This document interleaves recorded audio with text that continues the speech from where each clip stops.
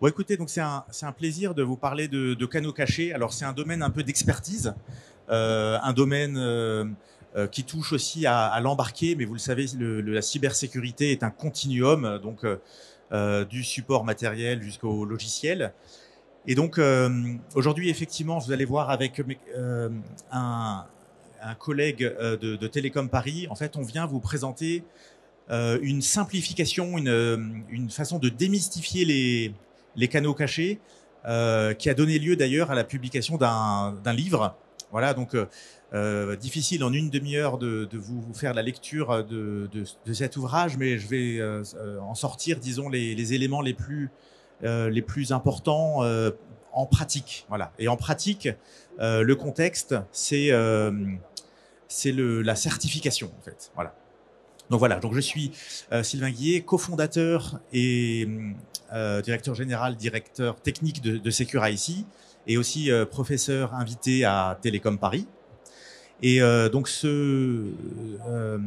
présentation en fait a été vraiment faite main dans la main avec le professeur Olivier Rioul, qui est professeur à Télécom Paris, et avec notre doctorant Julien Béguineau.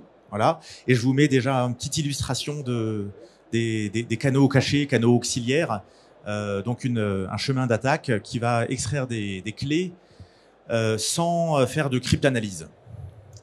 Et donc à ce titre-là, c'est une menace qui est vraiment sous le radar, mais qui menace en fait l'essentiel des objets, d'autant plus que ces objets-là sont connectés. Voilà. Donc je voulais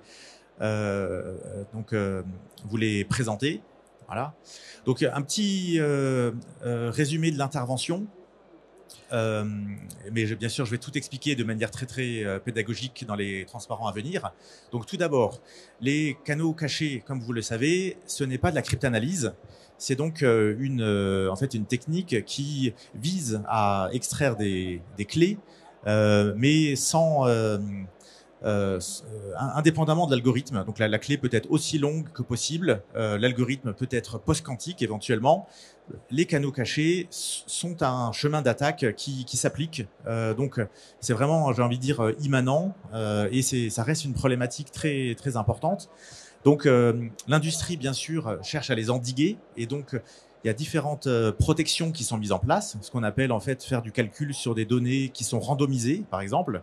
On appelle ça du masquage de données, ou bien faire du calcul dans un ordre aléatoire, donc ce qu'on appelle du shuffling. Et donc c'est tout ce qui vise finalement à décorréler le canal caché de la clé. Alors simplement, ce qui se passe, c'est que plus on met en place de contre-mesures, plus le temps d'évaluation de cette contre-mesure devient long.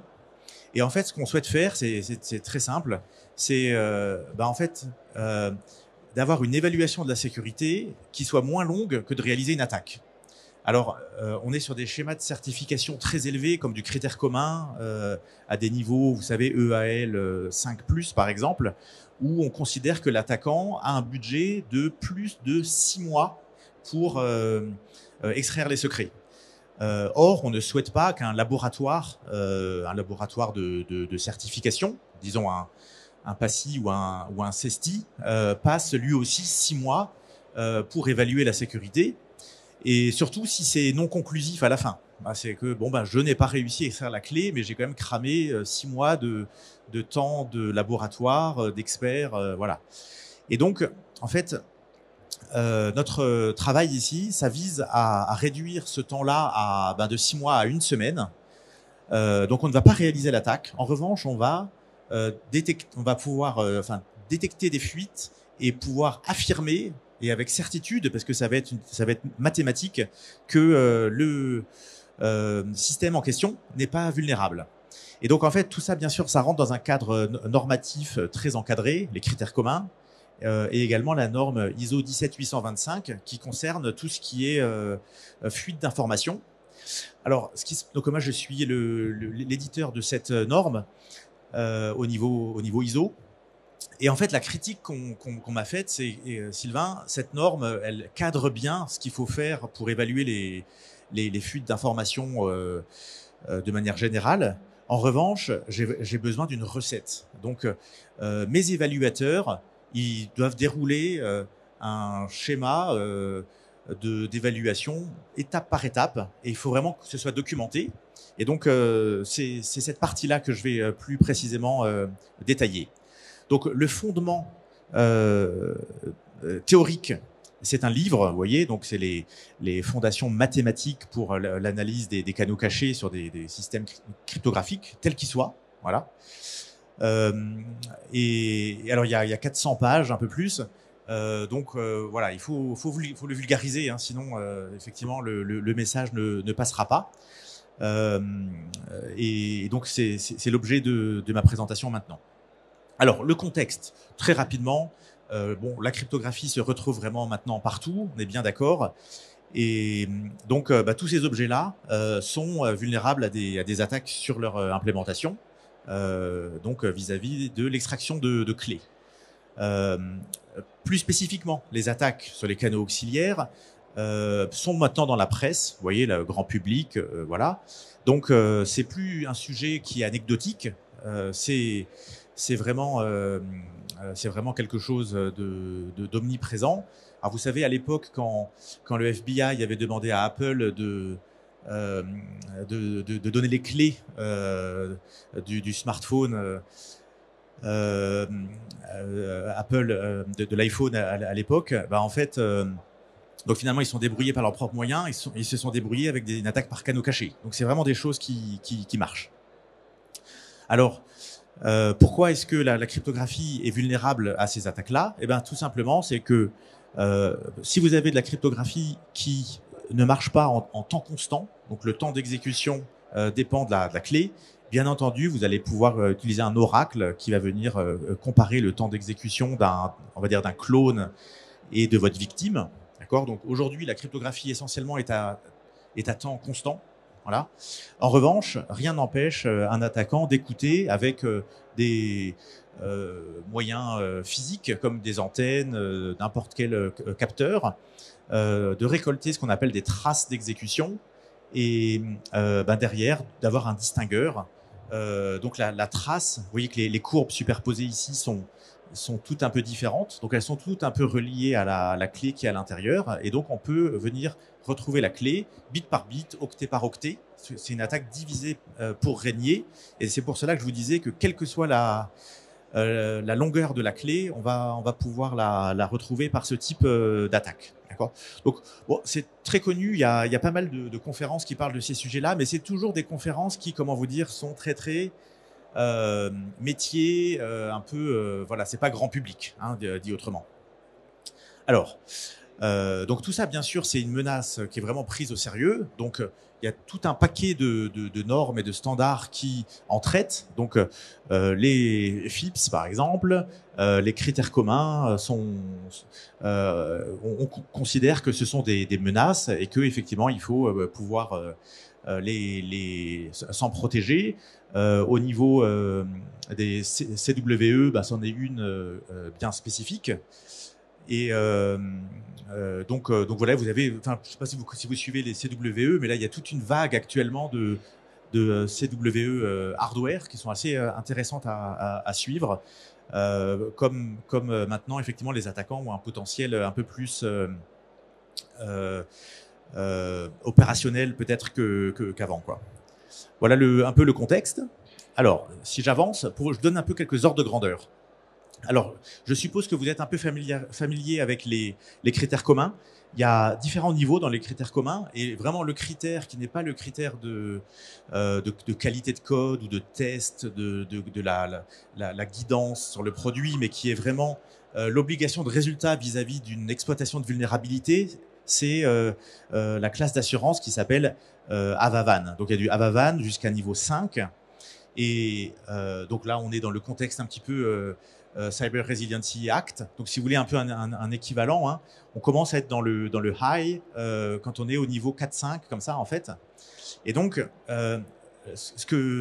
comment ça se traduit en pratique? En fait, ça se traduit que pour être résistant, il faut que votre système embarqué résiste à 1 milliard ou 1 million Voilà. Donc, ici, je mets que c'est conceptuel parce que ces chiffres-là, je vais vous un peu les raffiner, mais vous avez des ordres de grandeur. Donc, c'est 1 milliard de mesures. Alors, 1 milliard, ça peut vous paraître très grand et très petit. Alors, ça dépend de notre background. Si on considère qu'on est cryptologue, 1 milliard, c'est 2 puissance 30, c'est rien du tout en fait en recherche de clés. Simplement là, l'attaque, vous voyez, il y a une composante enregistrement d'une trace et commencer à récolter 1 milliard de mesures, chaque trace qui peut faire plusieurs mégaoctets en termes de dataset. Tout de suite, ça devient un petit peu complexe à réaliser. Et ce qui compte dans les critères communs, encore une fois, hein, c'est pas forcément d'être résistant absolument, mais c'est de résister vis-à-vis d'un attaquant d'un certain niveau. Et donc, je vais vous donner le détail, mais ABA 25, en gros, c'est 6 mois de travail acharné d'un attaquant. Voilà, donc ça, c'est un peu les ordres de grandeur.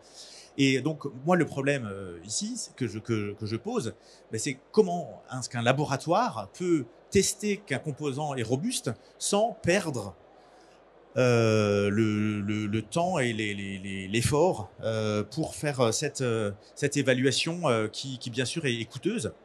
Alors, comment est-ce qu'on arrive à protéger jusqu'à 1 milliard de traces? Juste, je vous donne un petit peu ici quelques ordres de grandeur aussi vis-à-vis des contre-mesures. Donc, le masquage qui consiste à partager chaque variable aléatoire qu'on appelle en parties. Donc, un partage d'ordre 1, c'est juste que chaque variable aléatoire, en fait, est la somme ou le XOR de 2 données aléatoires qui sont traitées un peu de façon homomorphe, si vous voulez, chacune dans son coin, et recombinées à la fin. Mais on peut aussi faire un partage à 3, 4 D de manière générale. Donc plus l'ordre du masquage est grand, plus on va avoir une protection élevée, d'accord? Et après, c'est pareil pour le shuffling. Hein. On peut permuter, regardez par exemple, vous devez manipuler une clé dans un tableau. Au lieu de manipuler les indices dans l'ordre naturel, vous pouvez utiliser une permutation sigma et donc adresser la clé dans un ordre aléatoire. Du coup, l'attaquant est un peu dérouté parce qu'il ne sait pas de quel morceau de clé on parle, quoi, en fait. Et donc, bien sûr, on peut relier l'effort de l'attaquant, donc des millions, des milliards de mesures, à l'ordre de l'attaque. Donc, qu'est-ce qu'on cherche à faire là? En fait, ça va être très très simple. C'est que, en fait, on va vouloir évaluer la sécurité du produit baseline. Donc, en fait, quelque part, comme si on désactivait les contre-mesures, pour en déduire une vraie borne sur le potentiel de sécurité que du device lorsque l'on active le masquage ou que l'on active le shuffling. Ça, c'est un peu l'idée de ce raccourci d'évaluation. Alors, le shortcut, il est là. Alors, il y a un peu de maths, mais juste, donc je commente pas sur les aspects mathématiques, juste je commente que, en fait, on est arrivé à démontrer par la théorie de l'information.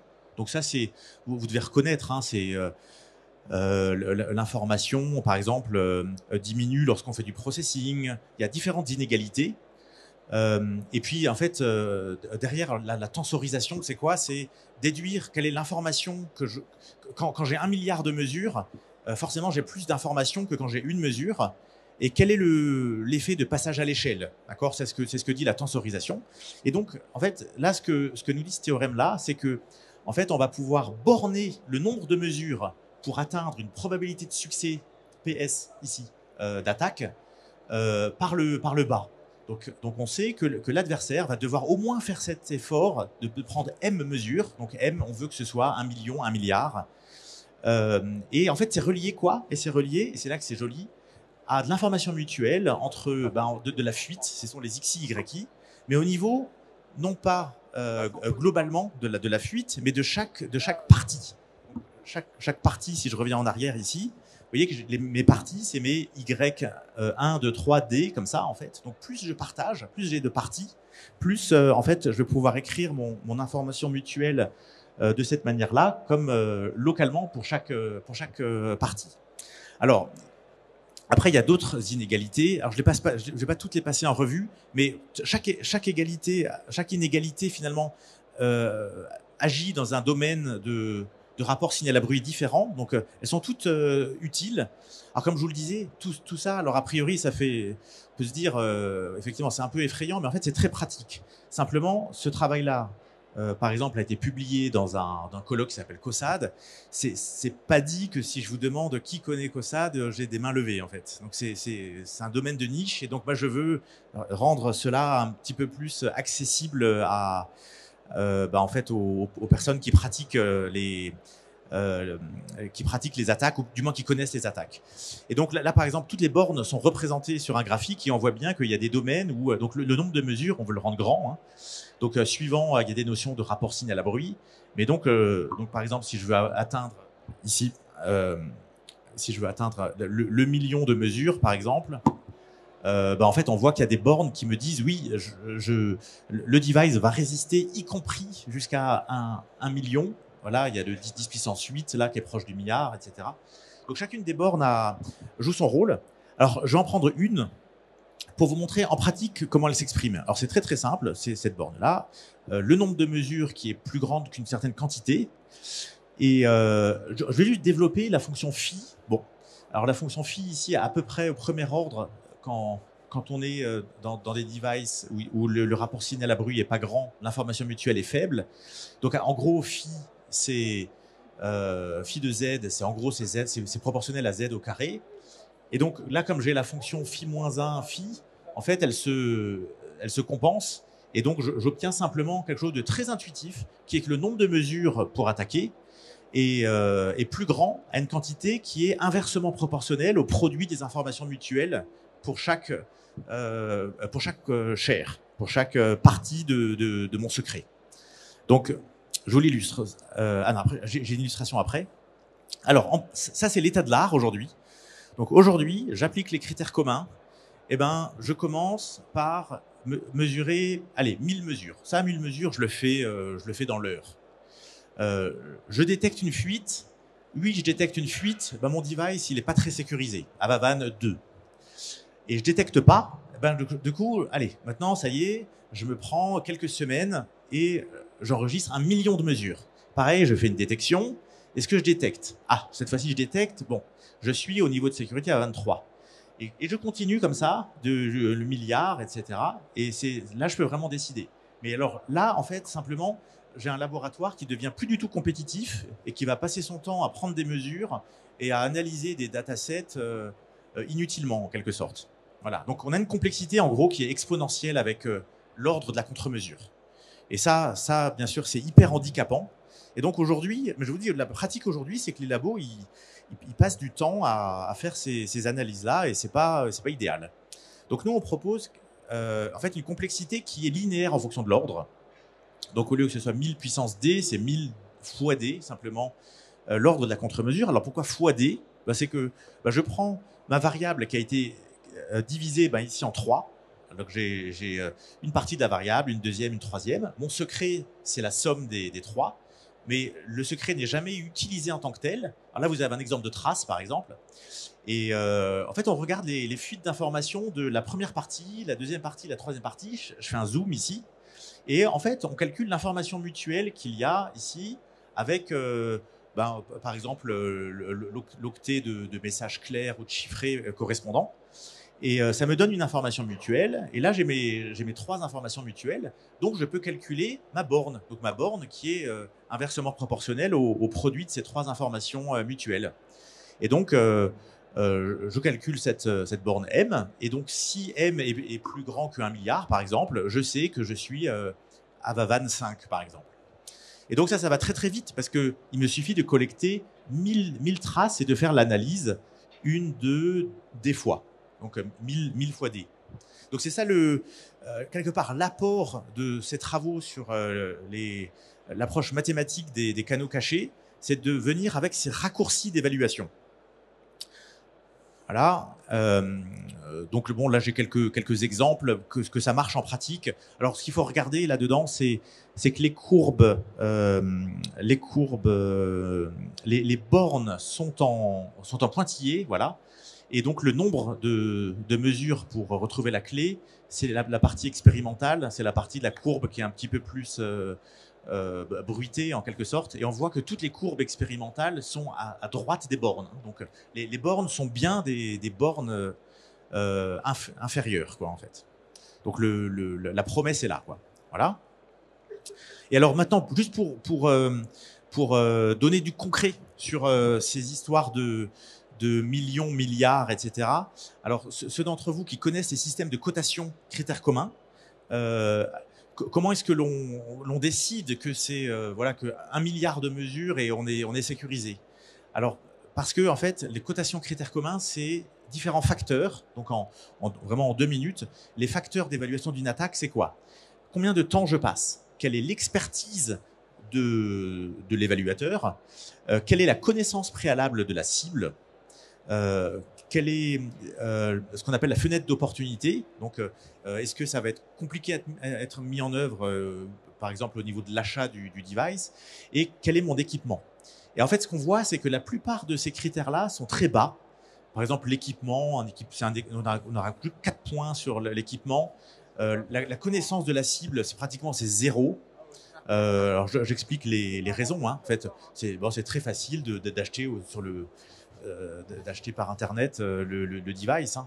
Voilà. Et en fait, l'essentiel des choses se joue dans le temps passé. Et vous voyez, dans des cotations critères communs, le temps passé passe de 1 jour jusqu'à plus que 6 mois. Et donc la cotation à ce moment-là sur 6 mois, c'est 19 points. Donc ce qui est enfin c'est énorme par rapport aux 7 points de base des autres facteurs. Et donc c'est ce qui nous permet d'atteindre le Havavan 5, là tout en haut, 5 ou 5 plus quoi. Voilà, c'était un peu pour vous mettre le rationnel et que du coup, là j'ai fait une petite simulation en supposant un attaquant qui peut enregistrer 10 traces par seconde. Eh bien, en 6 mois de temps, il va enregistrer 156 millions de traces seulement. Voilà, donc c'est pour vous dire qu'1 milliard de mesures, c'est que juste ça va lui prendre des années. Voilà. Et donc c'est pour ça que d'après les critères communs, on considère que c'est quelque chose de sécurisé, mais que donc on ne veut pas qu'un évaluateur crame autant de temps pour faire l'évaluation. Donc, alors après, bon, on peut, en 30 secondes, on peut optimiser la façon de faire son attaque plutôt que d'utiliser des antennes, d'utiliser des dispositifs intégrés. Donc ça, c'est un capteur intégré que vous pouvez en fait instancier proche de votre module cryptographique pour avoir des mesures non bruitées. Mais voilà, je pense qu'on me fait signe aussi que je dois conclure. Donc, pour résumer un tout petit peu, ce qu'on propose là, c'est via en fait l'exploitation de résultats de théorie de l'information sur la probabilité de succès d'une attaque et notamment relié au nombre de mesures pour réussir l'attaque. Et ben en fait, on le met en pratique et ce qui nous permet de faire, de revendiquer le niveau le plus élevé à Havavan 5 en passant en fait très peu de temps. En pratique, le temps de mesure de 1000 traces. Voilà. Et que donc a priori, ça c'est une input très précieuse pour les laboratoires et que bon et tout ça bien sûr, vous voyez, j'ai montré un peu le schéma bloc, c'est reproductible et donc bon, ce qu'on espère maintenant, c'est que du coup, ça va aider à reconnaître que des produits sur le marché soient sécurisés sans payer le coût, j'ai envie de dire, d'une certification critères communs très très onéreuse, du moins pour ce chemin d'attaque là, parce que donc on a rendu cette évaluation abordable. Voilà. Donc je reste à votre disposition si vous avez besoin de plus d'infos. Voilà. Et je sais pas s'il y a le temps. Eh ben déjà, on va commencer par vous applaudir. Ah ouais. Merci. Ce qui est bien, Sylvain Guillet, c'est que tout a l'air simple avec vous. Vous nous présentez ça, c'est une fluidité absolue. Je pense qu'il va y avoir des questions quand même. Est-ce que vous avez des questions ou est-ce que Sylvain vous a assommé? Oui, monsieur, dame. Ladies first. Oui, bonjour, merci pour la présentation. Vous avez parlé à un moment que les informations qui pouvaient être accessibles dépendaient du SNR. Et comment cette partie-là s'estime en fait? Ah oui, alors bon, donc il y a un déterminant de l'attaque, bien sûr, qui est d'avoir un bon SNR. Hein. C'est sûr que si on a des mesures de piètre qualité, forcément, ça va être plus difficile d'attaquer. Alors, du coup, je l'aborde pas ici. En fait, il y a un autre standard qui s'appelle ISO 20085 qui, en fait, permet d'étalonner une plateforme pour mesurer le niveau de SNR qui est Enfin, pour savoir si la plateforme de mesure elle est quelque part de niveau industriel ou si juste elle est trop amateur, j'ai envie de dire, et que les mesures sont du coup trop bruitées. Alors c'est un point que j'aborde pas, mais le SNR après on a je peux vous donner des classes de valeurs. Hein. Par exemple sur un produit type microcontrôleur, vous allez être sur un SNR de 1/10 par exemple, et dès que vous êtes sur du hardware embarqué, vous serez plutôt sur du 1/100, 1/1000. Et en fait, du coup, parce que ce que vous indiquiez au niveau des différentes équations, le facteur du bas, en fait, dépend de ça. Le facteur du bas dépend du SNR. Du SNR. Oui. D'accord. Oui. Et du coup, comment est-ce qu'on va aller chercher ces valeurs? C'est ça que j'ai du mal à comprendre. Ah, alors oui. Alors comment est-ce que je fais l'estimation? C'est la question, elle est là en fait. Parce que là, effectivement, j'ai qu'une seule courbe. En pratique, ben, là, je vais en prendre, disons, 1000 par exemple, pour avoir une estimation de l'information mutuelle. Donc, aujourd'hui, comment est-ce qu'on estime l'information mutuelle? C'est tout simplement avec des algorithmes comme Mine, par exemple. C'est des algorithmes basés sur les réseaux de neurones et qui font cette estimation. Donc, on imagine bien que ici, si les courbes sont très très bruitées, l'information mutuelle sera plus faible. Tout le point, c'est que comme on sera en produit d'informations mutuelles, le SNR va être mis à la puissance. Et donc, en fait, c'est un peu ce qui est utilisé quand on fait du masquage et qu'on découpe l'information en plusieurs parties. C'est que, du coup, l'attaque est exponentiellement plus difficile. Merci beaucoup. Je pense que de toute manière, on pourra continuer à vous poser des questions. Vous êtes juste à côté sur l'espace INRIA. Oui. C'est ça. Une autre question? Merci pour la présentation. Juste rapidement, du coup, là, votre travail, ça va permettre aux attaquants d'accélérer leur propre attaque, finalement. Non. Alors, bonne question. En fait, pas vraiment, parce que en fait, on calcule une borne qui est basée sur de la détection de fuite, mais on ne fait pas la partie exploitation. Et l'attaque elle-même nécessiterait, donc ça c'est pour détecter et puis mesurer la complexité de l'attaque, mais l'attaque reste en 1000 puissance D. D'accord, ok, j'ai compris. Merci.